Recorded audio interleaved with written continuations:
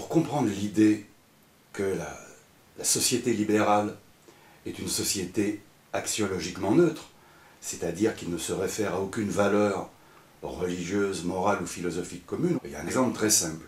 Au nom de quoi la prostitution, dès lors qu'elle est librement consentie, ne serait pas un métier comme un autre? C'est intéressant de voir qu'en Allemagne, où la gauche a réussi à imposer l'idée que l'activité prostitutionnelle, comme on dit, est un métier comme un autre, des ouvrières allemandes se sont vues très naturellement proposer par la NPE allemande comme métier qu'elles devaient accepter, sinon elles perdaient leurs indemnités de chômage, celui d'hôtesse de chambre dans un Eurocenter.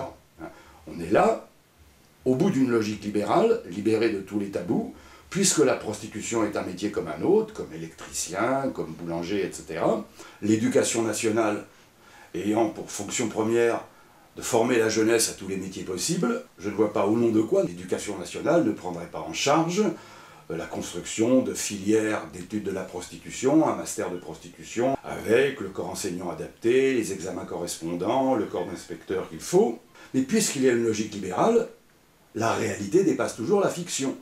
Depuis 2008, en Nouvelle-Zélande, le gouvernement est en train d'étudier la construction d'une filière d'études de prostitution, une licence de prostituée, une agrégation de prostituées, qui sera enseignée à l'université.